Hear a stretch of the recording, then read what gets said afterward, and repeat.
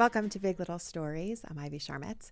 My guest today is someone who believes creativity has the power to bring people and the world together. She is also someone who recognized that for too long, Black and brown students with extraordinary creative talent were dropping out of art schools, not because they didn't have the ability, but because there was a lack of access, mentorship, and representation. So she set out to change that, and she's doing that. Monica Lawson is the managing director of the Bond Creative Advancement Project, or BCAP, a nonprofit that has been transforming the creative industry pipeline for the past decade. Monica, I am so glad for the chance to chat with you today. Thank you so much for being here. Thank you for having me. It really, truly is an honor to be able to come here and talk about a lot of what I do. Well, I should start by saying that you and I have known each other for a long time. We did go to high school together. Yes, we did. And before we talk about all this work, I want to talk about you for a second because you are an actress. You're a musician. You've done TV, film, theater in New York and LA. What has your journey been like? Wow, that's a really great question. So when we graduated high school, I went to the Tisch School at NYU, and I majored in theater, and my track was to become an actor.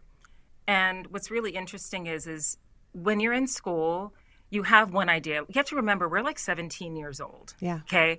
We're 17 Babies. years old, and we're at a place where we're babies. It's, college is such a huge investment, and, you're expected to choose your track at 17 and really follow it. At least that's how we were taught in our generation, right? Yeah. So I go to school for theater, and it's a wonderful experience. I have some of my best friends there, and I really got to discover who I wanted to be as a creative. And when I got out of school, I was really into theater. You would think that I would want to be, into film and television. Right. At the time, film and television wasn't really moving me. Theater was, because I really love the muscularity of that practice. It's the actor's medium. I love the immediacy of it. I love the fact that once you go, you can't stop. It's an incredible muscle to build. And so, when I had the experience of working with playwrights, I discovered I love working with new material. As a young person, I would go to Broadway shows. I saw Cats. I saw all these amazing, and I said, that's what I want to do. Yeah. But then when I got to experience the process of writing and creating and developing our own characters, I said, this is kind of more my medium. So when I got out of school, I ran a few theater companies. I was a member of the Flea Theater in Tribeca.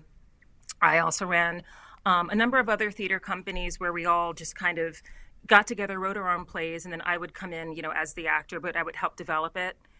And it was a wonderful experience. Like I said, some of my best friends come from those communities. And then it got to a place where I said, you know what? It's time for me to go to LA. I do want to have that film and television experience, right? So I go out to Los Angeles. I do start booking some television roles. I do start booking some film roles. And what I really learned what I discovered during my time in Los Angeles is, choosing to be an actor is a very particular career. Okay. It is, I would go into these meetings with agents, casting directors, and they would tell you, like 0.01% of people who go into acting actually make a living at it. Yeah. And even actors who we know who are very famous, who are A-listers, they don't make a huge bulk of their money from acting. They're spokespeople for liquor brands and they start their own perfume lines, and they're starting other businesses because they realize, they understand, how that business fluctuates and how unsteady it can be, even at the level when you're making lots of money. So they're very smart to have like different kind of revenue streams. Excuse me. My English isn't so good this morning. And so while I was in LA, I realized that it was really important for me to be the leader of my own story. I started a production company, Bond Motion Pictures. We produced a film called The Plural of Blood. You can find it on Amazon Prime. And it is a story about basically Black Lives Matter. It's Black Lives Matter theme, but from the perspective of a police wife.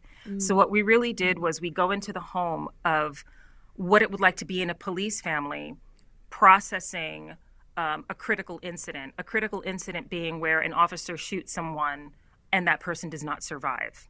And when we're dealing with the Black Lives Matter perspective, we have to understand how the political aspect of it kind of gets, even in more intense. It's not just shooting anyone. When you're shooting Black people in the media, there's really going to be a resounding reaction to that. And the way that I came upon that story was I did a nationwide search for scripts. And I found this one script where there was an interracial police family where the wife was Black and the husband was non-Black. The husband is a police officer. He goes out into the field. He shoots an unarmed Black teenager, and then all hell breaks loose. And so I really wanted to understand that perspective of, okay, we're dealing with a police family, but we're not dealing with any police family. We're dealing with a police family where the wife is Black. She's thinking about her future children and being married to this person and what the temperature is in their mind about what their job is and what's going on out there. And it came together so magically, Ivy. When I first read the script, I knew that it needed some development. So I bought the rights to it. And rather than just trying to navigate the process with another writer, trying to figure out what our idea of a police family is, and I did some Googling, and I found a book called Bullets in the Washing Machine. And it is a book of short stories written by police wives. Oh, wow. Yeah, it's an incredible, and it tells a lot about their first person perspective, about what it is to kind of almost be a social pariah, believe it or not, because so many people have different ideas about who the police are, that aren't necessarily true, that aren't necessarily fair, and how the media cherry picks the most salacious stories to share. They don't talk about the great things that policemen do in their community. They choose the most highly controversial. And so I discovered that book. And then I also reached out to a community of police wives. Actually, I want to circle back to the book. I found the writer of the book, the woman who compiled those stories. Her name was, can I say names on here? Of course. Her name was Melissa Littles. I reached out to her. I kind of dug through the internet and found her. And she was willing to meet with me and speak with me virtually. Wow. And what's interesting is, she's a white woman. Her husband is Black. They have a biracial son who had special needs. And she also had another child from another marriage. And she told me all about her perspective. And when having this conversation with her, this is a woman who looks nothing like me, by the way, and here we were able to find a common ground. She was so incredibly giving and so incredibly sharing with her experience that I said, you know what, this is going to take further investigation. I need to dispel all of the assumptions that I have about what my position is and what my experience has been with law enforcement, which hasn't been bad.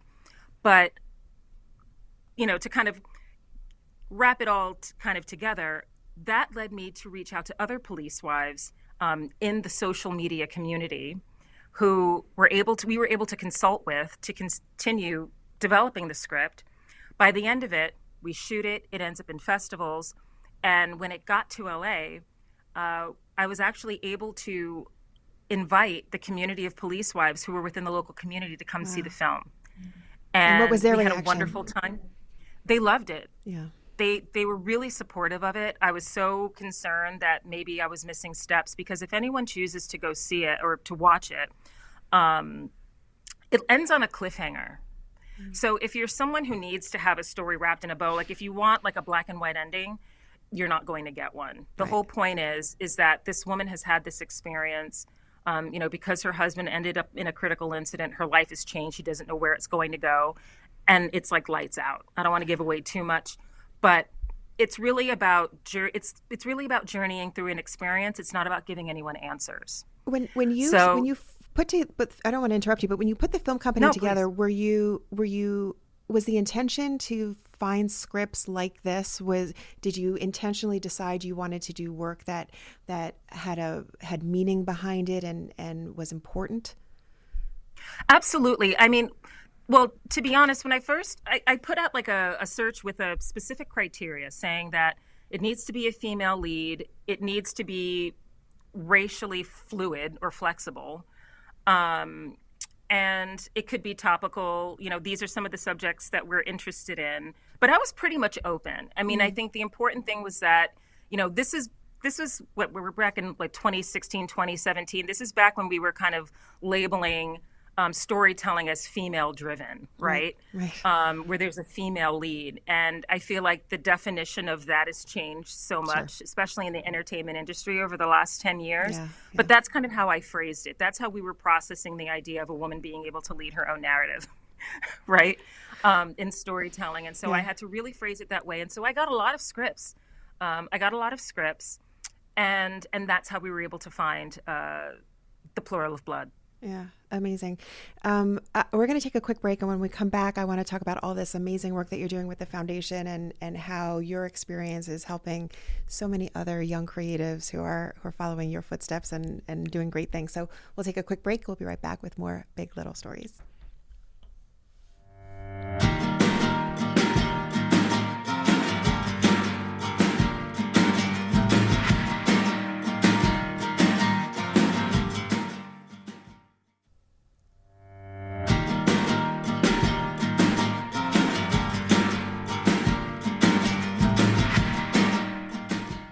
So, Monica, I want to talk to you about the Bond Creative Advancement Project, or BCAP.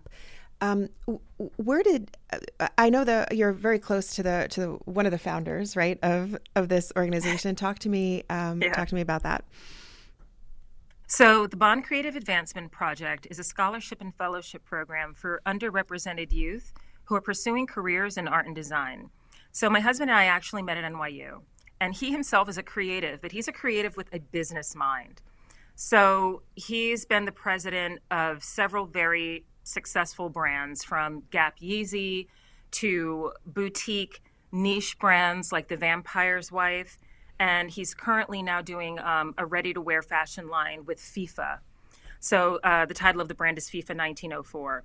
So throughout his 20-plus year career, of working in the creative fields, of working with people in fashion and tech, music segueing into fashion, basically this blend of creative industries kind of starting to collaborate together and work together. He's developed an incredible network and community that he's been able to draw from to use for mentorships for young people. So alongside the fact that he, is very business-minded in what he does, he has a passion for education. He's on the board of the Otis College of Art and Design. I myself am also, I work very closely with the Otis College of Art and Design with their Black Creatives Institute. And basically, I facilitate the relationships that he has in his creative field into creating one-on-one mentorships for that youth throughout the school year. So each year, students who choose to participate in the Black Creatives Institute get a one-on-one mentor to shepherd them through their schoolwork as early as freshman year, to help them to start understanding how their skills will apply and work in the real world. The Otis College of Art and Design is a highly celebrated school, one for its diversity, but for the fact that over 90% of their students actually go on to work in the field that they studied that's in. Huge, right? That's huge. That's huge. Yeah. But with that said, Black and brown students are the highest percentage to drop out. The retention rate within that community is very, very challenged. And so it's not a skill thing whatsoever. They've gotten into Otis. They obviously they're ready to pursue their careers. But I think it's a lot of mindset. It's a lot of support. What kind of support are they getting in the home? Sometimes families don't necessarily, they might be the first generation to be going off to school, or their families want them to go to college in something that's stable. They want them to be lawyers. They want them to be teachers. They want them to be doctors. And those are all very essential careers. But we need creatives. We need creative people, because creativity is not just creating aesthetics. Right. It's problem solving. Right. And so it's real. Yeah. No, I was going to say, when you talk about your story, and you were in this field, and then you kind of took ownership of your own destiny, and you created your company. Is that what did that teach you about this industry that you're now able to pass on to the next generation? We'll say it, although that kind of makes us sound old, Monica. Are we allowed to say the next generation? Yeah. I know, it's true. I know, next gen. Yeah. If we say it that way, we're a little cooler. Yeah. So what is it about my experience that kind of that I'm sorry, can you that rephrase? you're able to help, because you did go through this, right? You're not just talking from Right. the outside. You lived this experience in a lot of ways, and so I imagine that that real life experience is very valuable when you're now using it to help the next generation.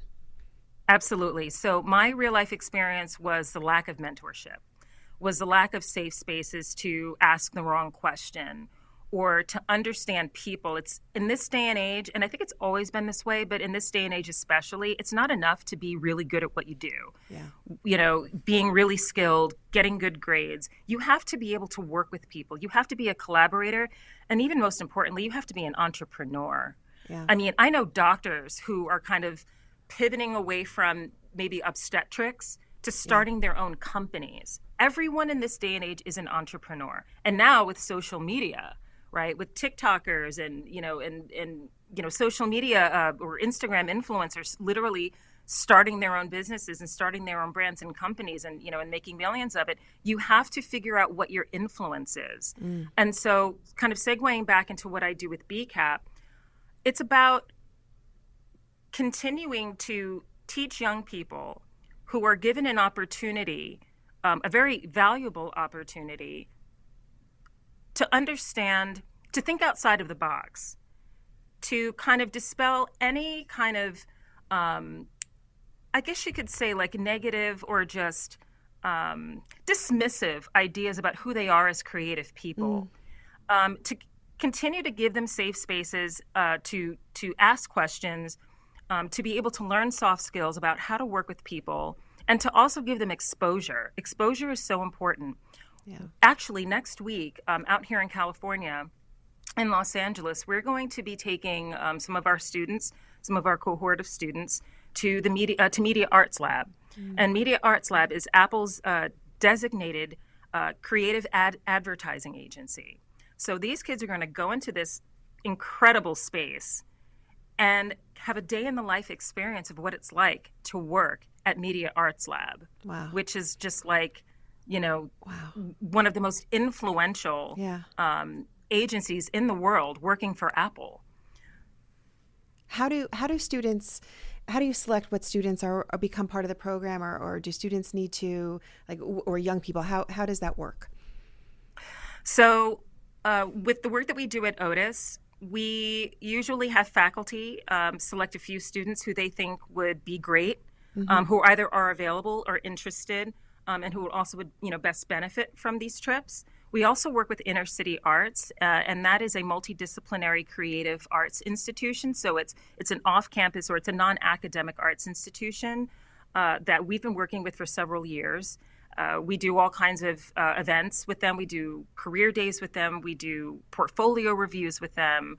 And we also integrate some of their young students into our programming as well. So we do try to pick from different places. And between now and next year, within the academic year, we're looking to continue expanding our reach to other art schools out here in Los Angeles. Oh, and especially in New York and the tri-state area. What are some of the changes that you've seen in the young creatives that are able to participate in the programs that you offer? Well, I find that we create faster pipelines to industry connections. Exposure, exposure, exposure. Yeah. Because when you're in school, your focus is on your academics. The faculty's focus is on the academics and what their requirements are to complete for the school year. And it can be so easy to just be focused on, getting your tasks done, which is important, which is very important. Our job is to keep these students' idea of their creative careers visionary at all times. Because even again, I'm not a designer. I am a performing artist, so still a creator. But when you're in school, we were actually really discouraged from auditioning while we were in school because it would be too distracting and we still needed to learn things. I feel like when you're working in this career specifically, you need to have as much off-campus engagement in what you want to do as early as possible so that you have an idea of what it is you're investing in as soon as possible so that you know how to pivot, you know how to better apply what's going on in the real. Um, and I find that giving youth that fast track, especially youth who have to really focus on getting work as soon as possible right out of school. They may not have financial support from their families when they get out of school. It's their responsibility now to take what they've learned and make it happen. Those relationships are going to be crucial because when they leave school, they can say, hey, remember when I met you? Yeah, remember when yeah. you met me in freshman year? You know, maybe that freshman by junior year will have an internship at that industry professionals company. And then by the time they graduate, they can work there and then have the skills to start their own companies. Is it a hard sell for, you have these amazing, corporate partners that would do this work with you? Was it a hard sell initially to get them on board to think of the world this way and think of the need for this? Not at all. That's great. I was really, really touched by how enthusiastic many of the industry professionals, like I said, who are coming from the Gap, who are coming from Mattel, who are coming from Adidas. I mean, the list goes on. These are brands that have shaped American culture. And a lot of the people who have helped, shape these brands and shaped our idea of what fashion and what American culture is are so enthusiastic about helping these young people that it's almost like the challenge with us is not asking for resources. Our challenge is sometimes getting schools to buy into what we have to offer. Wow. Getting them to wrap their minds around, I know, we're the Bond Creative Advancement Project and, we've been doing this work for a while, but now we're actually promoting it. Right.